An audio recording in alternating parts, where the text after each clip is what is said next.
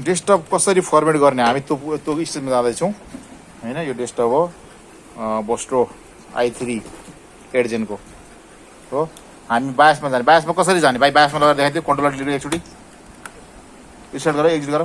त्यहाँबाट बायसमा जाने भनेको F1 की दबाएर डेल F2 डिलिट के त F2 दबायो भने हामी बायसमा जान्छौँ। बायस की भनेको यसको सेटिङ त्यहाँ गएर बनाउनुपर्छ थोरै होइन। त्यसरी भाइले F2 दबाएर चाहिँ हाम्रो बायसमा गए।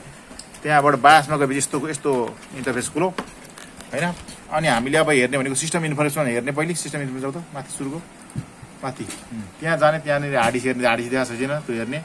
अनि यसको बारेमा सबै हेर्न सकिन्छ। यहाँनिर हार्ड डिस्क देखाएको चाहिँ हो 1000 GB होइन। माथि इन्टेल i3 8 जेनको चाहिँ i3 पछाडिको असेर भनेको 8 जेनको। ऱ्याम कति जिबी छ भन्ने कुरा भनेको अलिक माथि सार तपाईँ माथि अझै माथि यहाँ चाहिँ 4096 छ नि। यो भनेको चाहिँ एमबी छ नि। यसलाई जिबीमा 1000ले डिभाइड गर्यो भने जिबी हुन्छ भनेपछि कति भयो? यो भनेको 4 GB भयो। 4 GB को ऱ्याम रहेछ। यो इनफ छ हाम्रो लागि होइन। अब हामीले यसलाई फर्मुला के गर्नुपर्छ? सेक्युर बुटमा जाने। अब त्यहाँबाट एकैचोटि केही नभने सेक्युर बुट हेर्ने। खोला त्यसलाई ओपन गर। सेक्युर बुट इनेबल छ कि के छ हेर्ने। इनेबल जाऊ। यहाँ टिक हुनु भएन, टिक छैन नि होइन। ठिकै छ, टिक भयो भने टिक हटाइदिने। अब हामीले हेर्ने भनेको के छ तल जाऊ।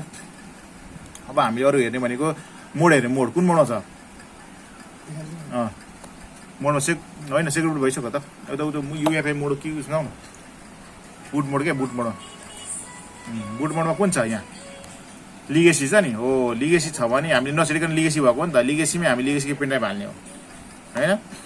अनि युएफआई छ भने युएफआईको पेनड्राइभ हाल्ने। किनभने अब त्यहाँभित्रको फाइलहरू उसको सी प्रोग्रामहरू छ भने डीमा पार्टिसनमा छ भने हामीले सीमा त फर्मेट हाल्ने, होल फर्मेट हाल्ने भने जुनमा गरे पनि भयो। अर्थात् अब मोड अनुसार अब कुन लिगेसी छ भने लिगेसीमै हाल्नुपर्ने हुन्छ। युएफआई हाल्नुपर्ने हुन्छ क्या। फेरि न तपाईँको त्यो डीको पार्टिसन खुल्दैन। मलाई त अब अरू सबैले मेन्टेन खोलेर दुनियाँ दिवाना गर्दा हुन्छ नहुने होइन, तर खुल्दैन। त्यसले गर्दाखेरि मोड चेन्ज गर्ने। अब हामी केही नगरिकन जे छ त्यही हाल्ने। लिगेसी अब लिगेसी हाल्ने हो। एक्जिट गरिदिउँ। अब हामीसँग अपरेटिङ ओएस हालेको पेन ड्राइभ छ यहाँ 7, 8, 10। यसमा कुन हाल्ने? 8 हाल्ने होइन। 8 हाल्ने अरे। त्यहाँ जाने F12 बुट किन्ने F12 हो डेलको। अरे भाइले F12 दबाउँदैछ नि यहाँनिर हो। F12 बुट कि ल बुट के आउँछ? युएससी पेन ड्राइभ देखाइदिएन वहाँनिर। लिगेसी पेन ड्राइभ देखायो। के भन्दैछ वहाँनिर? Legacy extend device secure boot of छ हो। युएसए स्टोरेज डिभाइस त्यसमा ओके गर्ने। इन्टर हान्दियो। यस्तो गरेपछि भनेको यसरी इन्टरफेस खुल्छ। यो विन्डोजको चिन्ह आयो होइन। यो भनेको लोडिङ हुँदै गरेको अवस्था हो। अब यहाँबाट नेक्स्ट गर्ने। अब भाषा इङ्ग्लिस छ, हाम्रो इङ्ग्लिस सबै ओके छ, केही छिर्नु पर्दैन। नेक्स्ट गर्ने हो। इन्स्टल गरिदिने।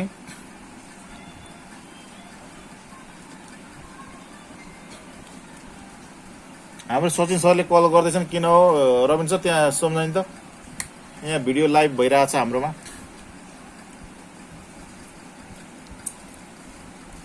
ल यहाँनिर हामीले छान्ने के त? अब यो भनेको लेटेस्ट मोडल हो। लेटेस्ट मोडल भनेको हामीले 64 बिट हाल्नु पर्यो होइन। 86 भनेको 32 बिट है। त्यो बुझ्नु पर्यो। किनभने यसमा 86 भने आएछ त 32 बिट हो। हामीले 64 बिट विन्डो 10 को 64 बिट हाल्नु पर्यो। हामीले विन्डो 8 हाल्नु भनेपछि यो कस्टमरले। किनभने उसकोमा कुनै पनि सफ्टवेयर चल्दैन। 64 मा जाने। विन्डो 8 को 64 तल्लो हो। 64 छ। नेक्स्ट गर्ने। अब किनभने कुनै ड्राइभरहरू 10 मा सपोर्ट नगरेकोले गर्दाखेरि विन्डो 8 खोल्नु हुँदैछ उहाँले। 7 अब 7 त चल्दैन, त्यही भएर 8 खोल्नु। यसरी गर्ने। नेक्स्ट गर्ने। तल्लोमा जाने इन्स्टल विन्डोज। यहाँनिर सिस्टम रिजर्भ उडाउने हामीले। अब सी ड्राइभ कुन हो चिन्नु पर्यो पहिले होइन। सी ड्राइभ चिन्ने तरिका यहाँ बताइदियो भाइ। सिफ्ट F10 दबाउनलाई फङ्सन के दबाउनु पर्यो। यस्तो आउँछ। अनि यहाँनिर भनेको यस्तो खुल्छ। अनि नोटप्याड लेख्ने। नोटप्याड खुल्छ। नोटप्याड जाने फाइलबाट ओपन गर्ने। ओपन गर्ने। यहाँनिर हेर्ने। मैले पिसीमा जाने कम्प्युटरमा। सी ड्राइभ कुन हो? सी हेर्ने। सी खोल्ने। इम्पिडी छ ब्याक गर। अर्कोमा अर्को खोला। तल तल त्यो होइन। त्यो त हाम्रो पेन ड्राइभ हाल्यो नि त उहाँ। त्यहाँ हेर न जिबी हेर न पहिले कति जिबी छ भने 28 जिबी छ। 28 पेन ड्राइभ हो। माथि सुरुको सिस्टम रिजर्भ खोल्यो तिमीले 194 जिबी हो त खोला। यी खोला त। यहाँ चाहिँ प्रोग्राम फाइल छ। प्रोग्राम फाइल जुनमा छ त्यही सी ड्राइभ हुन्छ है त। यहाँ प्रोग्राम फाइल छ नि भनेपछि हाम्रो ईमा रहेछ। मैले सी ड्राइभ भन्न खोजेको ओएस भन्न। सरी ओएस भन्न खोजेको ओएस कुनमा छ ईमा रहेछ है हो यसलाई चिनेलाई रिनेम गरिदिने अब रिनेम गर्ने ओएस लेखिदेऊ अपरेटिङ सिस्टम भनेको ओएस भनेको इन्टरनल अब यसलाई क्लोज गरिदेऊ सिधै क्लोज गरिदेऊ उता नि क्लोज गरिदेऊ भनेपछि यसलाई क्लोज गरिदेऊ अब यहाँनिर रिफ्रेस गर त रिफ्रेसमा क्लिक गर ओएस लेखेर आउँछ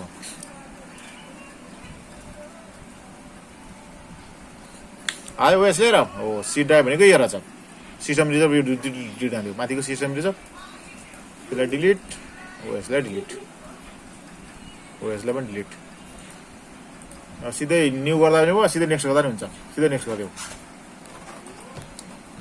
फाइल लोडिङ भयो